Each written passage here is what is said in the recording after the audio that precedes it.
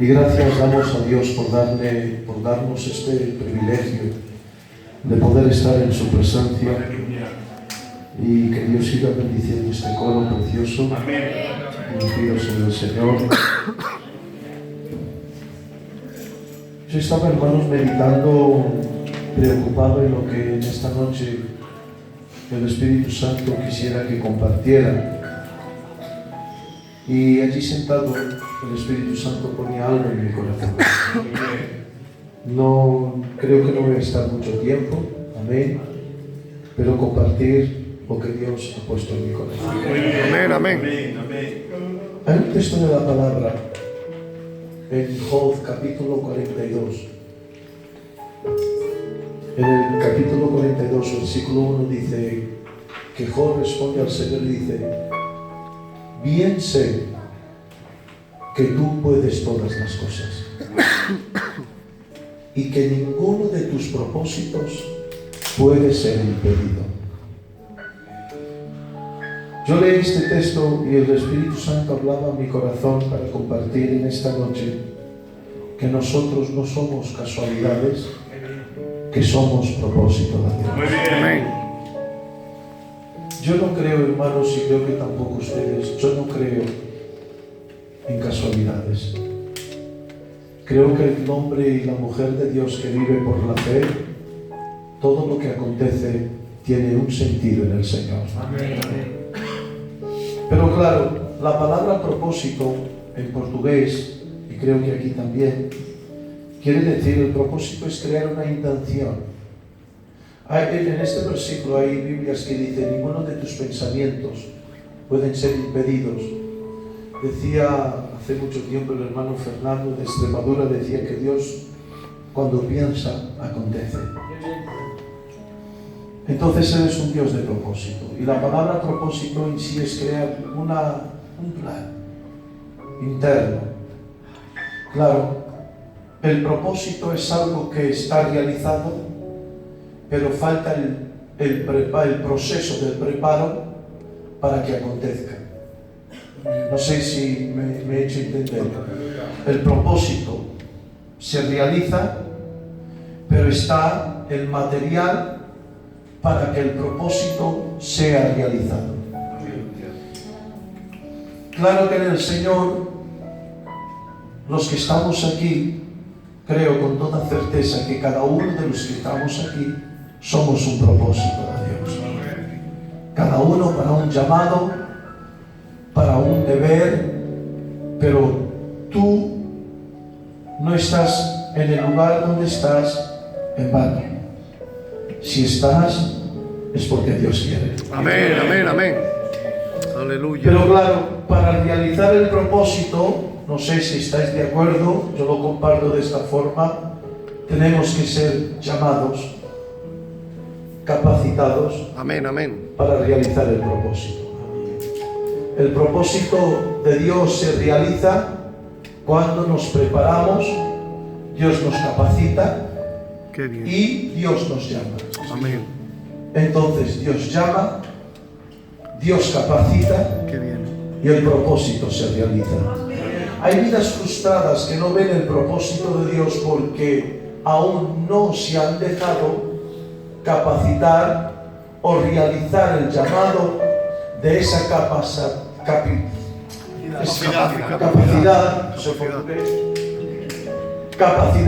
para que el propósito se realice. Por ejemplo, hermanos, Dios tuvo una voluntad de crear los cielos. O sea, Dios tiene ese plan.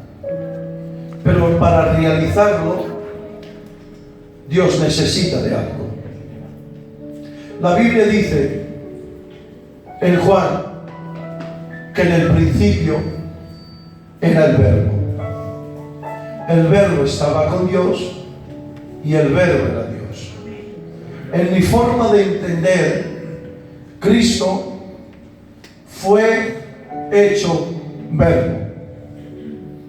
No era Verbo, fue hecho Verbo. Pero todo lo que se hace no es por hacerse, es para realizar el propósito. O sea que Cristo se hizo verbo para realizar el propósito de la voluntad de Dios. Dios ha querido crear cielos, tierra, mar, todo lo que se ve y lo que no se ve, la creación del hombre. Dios lo ha deseado, pero para ese deseo ser realizado, Cristo se tornó verbo. A ver si me sé expresar. Él fue la boca de Dios, la palabra, y por medio, dice la Biblia, y por Él todas las cosas fueron hechas. O sea que para realizar el propósito de Dios, Cristo se hizo verbo. Amén. Amén. No se importó de ser voz, no se importó de ser un sonido invisible. Lo importante es que la voluntad de Dios fue hecha. Amén. Hay muchas personas que para realizar propósitos tienen que ser vistos o aplaudidos o ser notables, pero el que vive en la obediencia no se importa cómo ni cuándo. Lo importante es que la voluntad de Dios sea hecha. Aleluya. Pero como verbo fue tan obediente que dice la palabra que en el séptimo día Dios dijo, y todo lo que hizo era bueno, y descansó. Descansó. Cuando Dios descansa en tu obediencia, en lo que Él te llama, realizas el propósito de Dios. Voy a decir una palabra: Dios es glorificado.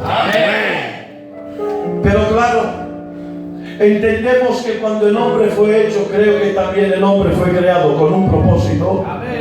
La palabra dice: multiplicaos, gobernad, y que de la tierra se glorifique el nombre del Señor. Dios lo preparó, porque Dios, a quien llama en esta casa, a quien creó, Dios capacitó inmortalidad. La inmortalidad es un tiempo que no termina, no se desgasta.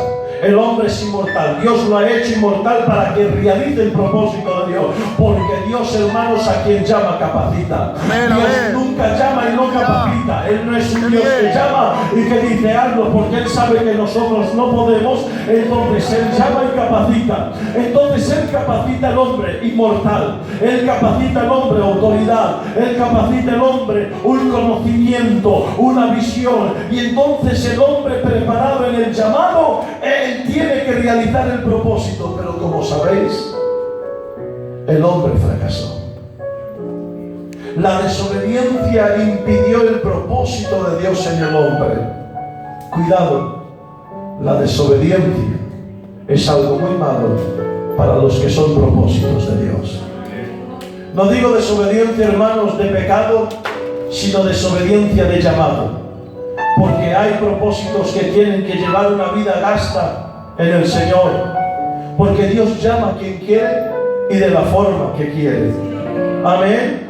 Dios es un Dios soberano y Él hace lo que quiere y no tiene que dar cuentas a nadie. Pero hay propósitos de Dios, hermanos, unos más. Voy a usar esta palabra que no tengo otra. Difíciles que otros. A unos se exige economía, a otros se exige familia. Pero lo importante es que el propósito de Dios sea realizado. Muy bien, amén. Adán no realiza el propósito, desobedece, peca, no sé de dónde viene, pero bueno, peca y se torna un hombre mortal. Porque claro, el hombre que pierde el propósito deja de ser un hombre preparado. Amén. Y no se puede aprovechar de lo que Dios hace, porque lo que Dios da no es para ti. Muy bien. Lo que Dios da es para que su nombre sea glorificado. Amén, amén, amén. Gloria a Dios. Hoy en día hay muchos que se aprovechan de lo que Dios da. Muchos aplausos, muchos invites, muchos viajes, pero poca glorificación. Lo importante del propósito es que el nombre de Dios sea glorificado. Amén, amén. Aleluya. No me realizas el propósito, dejarme hablar de esta forma, fuera del jardín. Trabaja tú, come de tu trabajo, te tornas inmortal, verás el tiempo desgastante de tu vida. Claro, es que, hermanos, el vivir el propósito Dios se encarga de arreglar las cosas. Pero cuando no vivimos en el propósito, arréglate tú. Qué bien. Amén. ¿Me estáis entendiendo? Estoy hablando para llegar a un concepto de la palabra. El hombre desobedece y el propósito de Dios en el hombre no se hace. Viene el pecado, esclaviza la humanidad, el hombre es esclavo del pecado, la humanidad va, hermanos, de un abismo a otro abismo. Amén, inmoralidad, pecado, el hombre está manchado, pero la Biblia nos dice que Dios tiene un deseo, y el deseo es de salvar al hombre. Sí, Señor. Y entonces dice que ninguno de tus propósitos puede ser impedido, pero claro, en aquel momento para que el hombre fuera salvo se exigía otra condición que no es la misma de la creación, porque para crear bastó que Cristo, la segunda persona de la Trinidad, se tornase verbo y por medio de la palabra creó todas las cosas. Pero para salvar ya el verbo no es suficiente, porque el verbo, aleluya, no puede salvar. Entonces dice, un salvos cuerpo me has preparado, porque Dios a quien llama, Él prepara las cosas. Por eso dice, cuerpo me has preparado. ¿Por qué es un cuerpo preparado? Porque Dios tiene un propósito para la salvación, y que como verbo, en el estado de verbo no puede haber salvación, dice, y el verbo tomó cuerpo, vivió entre los hombres y vieron la gloria de Dios. O sea que Cristo, para realizar el propósito de la salvación, tuvo que tomar cuerpo. ¿Por qué? Porque si no hay cuerpo, no hay muerte. Si no hay cuerpo, no hay sangre. Y si no hay sangre, no hay redención, no hay expiación, no hay remisión de pecados. Si no hay cuerpo, no hay sacrificio. Entonces, para que el propósito de Dios de la salvación pueda ser realizado, Cristo estaba preparado el cuerpo por Dios, porque Dios a quien llama, Dios prepara, y Dios preparó un cuerpo para el verbo.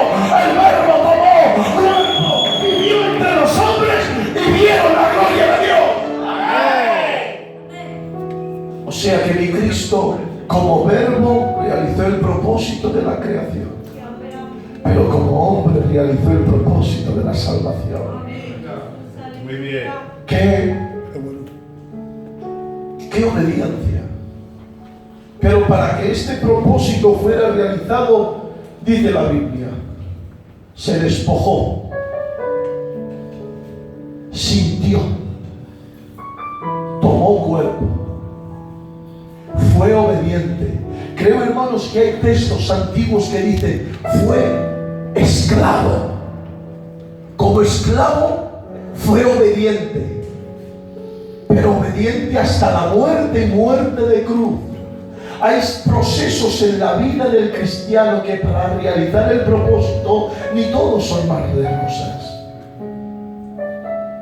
Hablar de Cristo es el ejemplo mejor que tenemos, porque Él, Dios, no usurpó. La palabra usurpar, hermanos, no sé si la digo bien, lo estoy diciendo en portugués.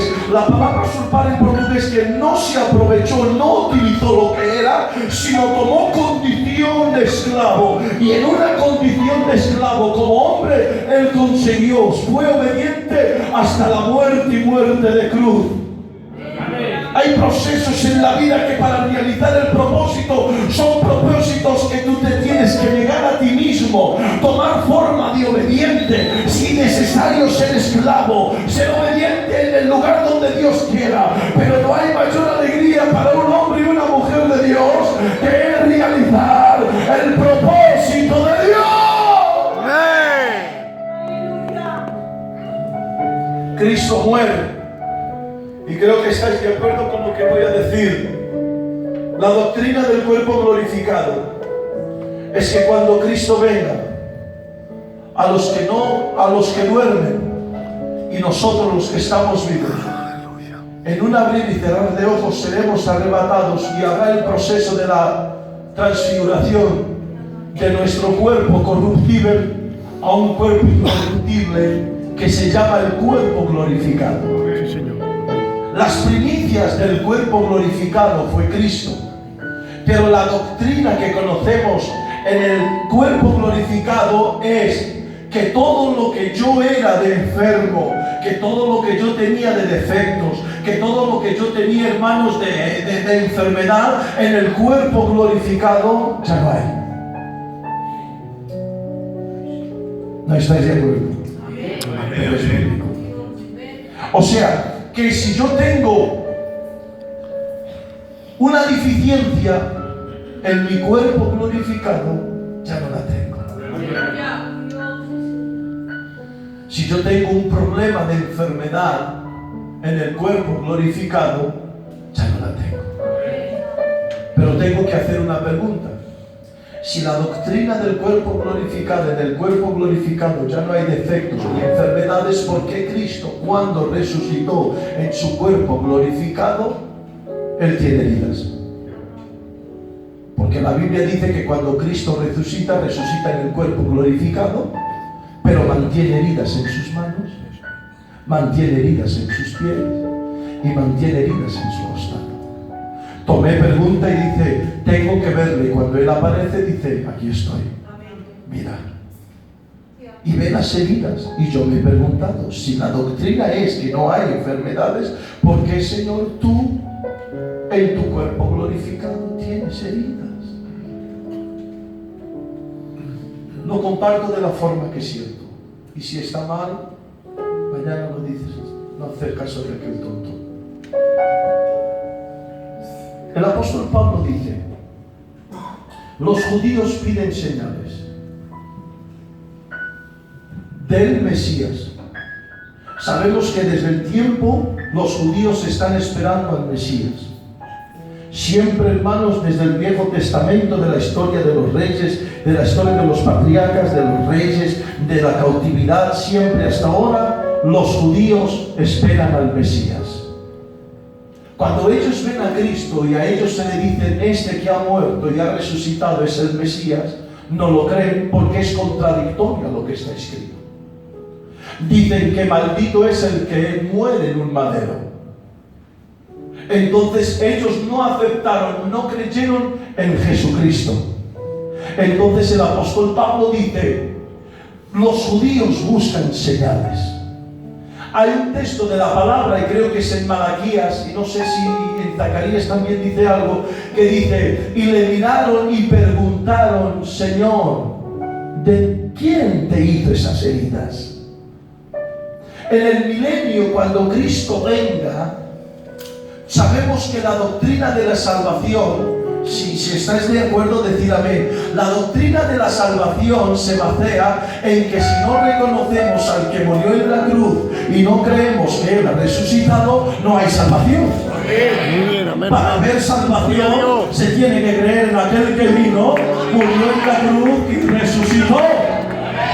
Entonces pregunto, si los judíos no creyeron en Él, entonces no tienen salvación. Pero claro, hay unas señales, hay unas heridas que aún se mantienen para que cuando Él venga en su milenio, los judíos van a decir, Señor, vino uno llamado el Jesús de Nazaret, que decía que era el Mesías, y sus seguidores también lo confirmaban, pero no lo hemos aceptado porque ha muerto en un madero. Pero te esperamos a ti, y cuando vean las heridas dirán, Mesías, ¿quién te ha hecho esas heridas? ¿Estas me las habéis hecho vosotros? Nosotros, sí, cuando he venido y no me habéis creído. Tú eres el Jesús de Nazaret, sí, y entonces ahí todos doblarán rodillas y todos confesarán que aquel que ha muerto y que está vivo es el Cordero Jesucristo.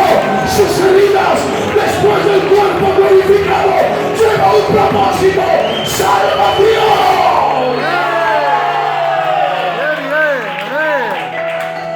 Amén. Pero hay quien no entiende y ve que las heridas, en vez de que glorifiquen el nombre del Señor, se quejan. Todo lo que acontece a su iglesia, a los hijos y hijas de Dios, tiene propósito. Aleluya. Aleluya. Hay heridas que son propósitos.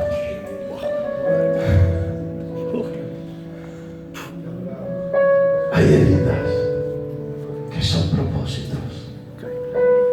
Pero hermano Gira Cuesta, es propósito. Es difícil, pero es propósito.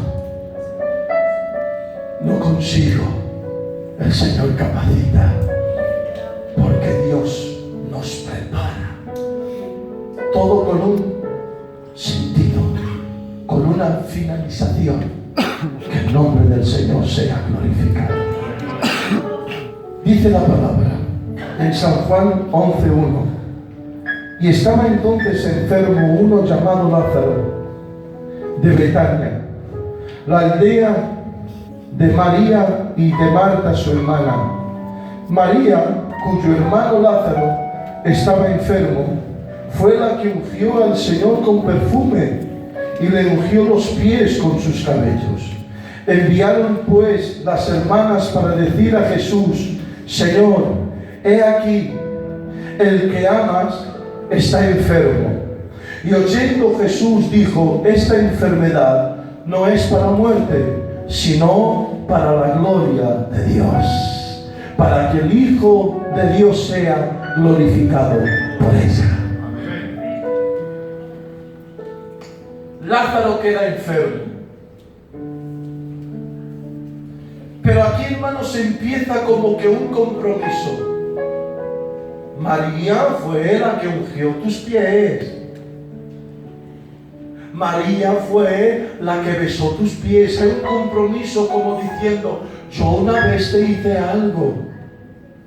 Hermanos, en el Señor primero está el propósito que todas las cosas.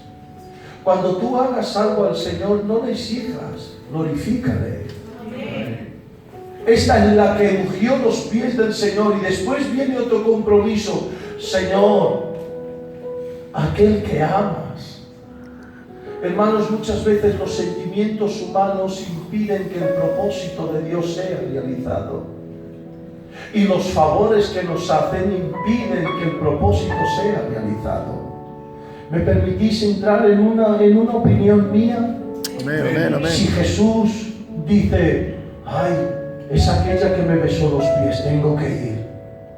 O es mi amigo, el que yo amo, tengo que ir. El propósito de Dios no era cumplido. Pero mi Cristo vivía como obediente, sabiendo lo que estaba y que era propósito de Dios. Ni el compromiso de los favores, ni el sentimiento de los amigos le impidió que el propósito de Dios fuera realizado. Hay circunstancias en el proceso de la realización del propósito que algunas veces los sentimientos humanos y los favores humanos nos impiden de realizar el propósito de Dios. Pero el que vive en el Espíritu, el que es obediente, no se deja llevar ni por sentimientos ni compromisos, se deja llevar por la voluntad de Dios. Y él dice: esta enfermedad es para que el nombre de Dios sea glorificado. Y dice: y tardó 2 días. Y después dice la Biblia que cuando fue, estuvo en el lugar. Es que no fue el viaje, no. Estuvo 2 días en el lugar, hermanos. Llamar a una persona y decir que estoy enferma, mi amigo, que una vez también le besé los pies, decir que venga, que su amigo, su amado, el que ama, está enfermo, y saber que está 2 días y que no viene, hermanos, esto causa un poco de tristeza, causa frustración. Pero el que vive en la obediencia sabe que todo lo que acontece es para que el nombre de Dios sea glorificado. Por favor, que los compromisos no te impidan que el propósito de Dios sea glorificado, ni que los sentimientos humanos te impidan que el propósito de Dios en ti sea que no sea realizado. Y dice: y cuando llegó, había pasado 4 días, disculpad, hermanos, por la palabra, 4 días de muerto. Ya habían sellado el sepulcro, ya estaba despedido. Dice: escuché decir,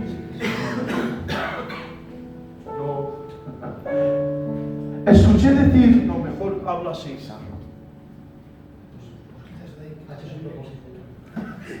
Es un propósito para que... No os preocupéis, estamos bien. ¿Me escucháis? Sí. Cuando llega, ya es de 4 días. Dicen los costumbres que durante 3 días no confirmaban ni sellaban, porque el cuerpo, la persona podía volver así. Pero cuando llegaba el cuarto día, todo lo que es esperanza humana se terminaba. El propósito de Dios para ser realizado no puede ni necesita de la ayuda humana, porque si la ayuda humana interviene o la fuerza humana interviene, entonces la incredulidad sube y ya no glorifican a Dios. Y para que el nombre de Dios sea glorificado, la intervención humana tiene que decir: ya no hay, ya no podemos, de nuestra parte está todo terminado. Cuando ellos en el 4 días llegó, ella le dijo: Señor, es de 4 días. Pero claro, cuando el hombre no puede, entra el propósito de Dios para que el nombre de Dios sea glorificado. Pero claro, la espera de 4 días incluye, aleluya, esperar, paciencia, oración, consagración, alimento de la palabra, fe, una esperanza, porque si en los 4 días vivimos carnales, no oramos, no buscamos a Dios, no estamos en la obediencia, hay un desespero para que la voluntad de Dios se realice. Hay que vivir en una comunión con Dios. Muy bien. Quitar la piedra.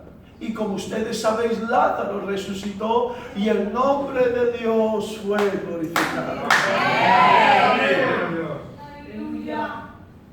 Cuando haces las cosas antes de tiempo, te podrán aplaudir a ti.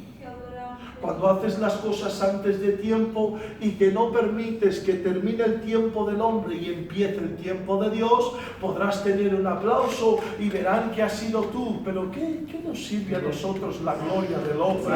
Lo que queremos es que el nombre de Dios sea. Amén, amén. Iglesia, esto es lo que Dios ha puesto en mi corazón. Qué bien, amén, amén. Cristo Aleluya. ha sido propósito de Dios como verbo, como hombre, y en su cuerpo glorificado sigue siendo propósito de Dios. Amén. Qué importante es que toda nuestra vida sea un vaso en las manos de Dios, utilizado para que el nombre de Dios sea glorificado.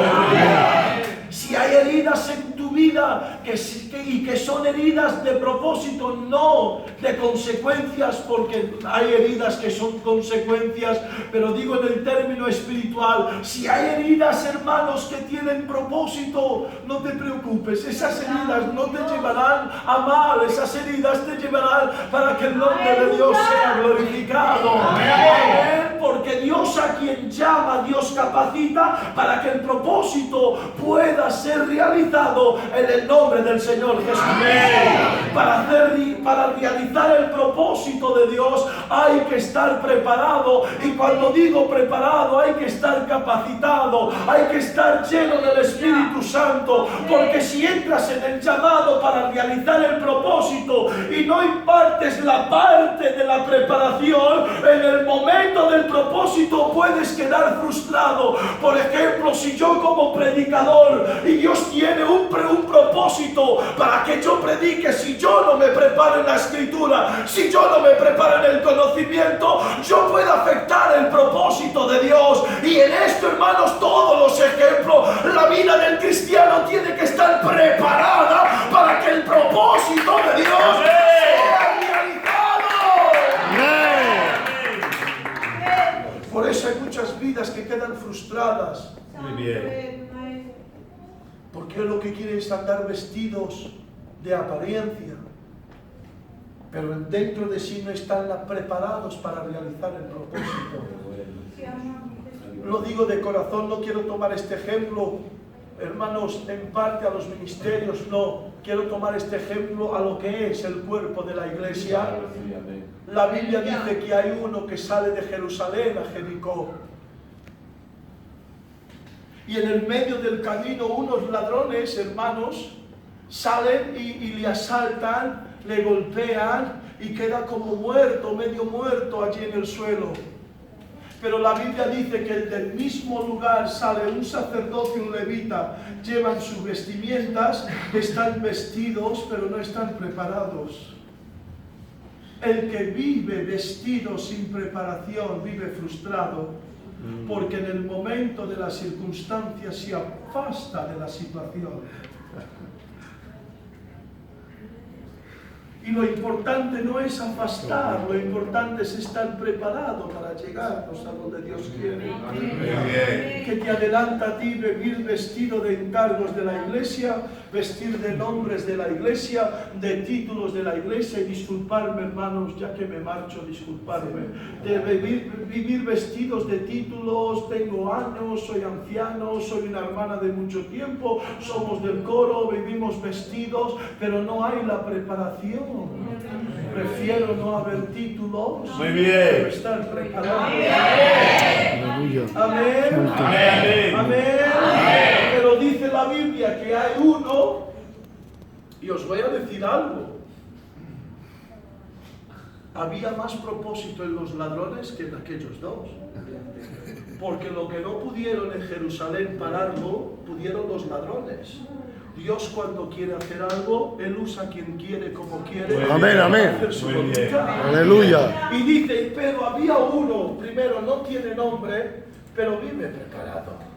Y él lleva aceite, él lleva vino, él lleva vendas. Pero vamos a ver, voy a hacerle una pregunta. ¿Pero tú estás herido? No. ¿Pero tú necesitas de aceite? No. ¿Pero para qué llevas todo ese preparo? Porque vive en el propósito. El que vive en el propósito vive más preparado interiormente que Muy su bien. Qué bien. Aleluya. El que vive en el propósito sabe que cada paso que da, Dios puede querer hacer algo en su vida. Y cuando él va en la trayectoria del camino, dice la Biblia que ve a un hombre herido. Una de las cosas que me llama la atención, dice, y se compadeció. Hay pasión, hay amor, hay misericordia. La vida del propósito tiene que tener pasión. Lo que hizo mover a Nehemías, hermanos, no fue una zarza que hablaba, porque, hermanos, hay muchos que ven una zarza hablar y bueno, no tienen ni que decir nada. Ni fue un ángel que pareció como a Gedeón, que le tuvo que convencer 2 o 3 veces en cosas para que él dijera, bueno, vale, no. En Nehemías había una pasión que una simple pregunta le hizo salir del palacio. La pasión. Muy bien. El que viva apasionado. Gloria a Dios. El que tiene misericordia no depende de acontecimientos miraculosos para poder hacerme mover, no. El que se compadece se llega. Muy bien. Y se llegó. Y ahora le contempla y ve sus heridas y trae el vino y trae el aceite y tiene una humildad tremenda en el sentido de la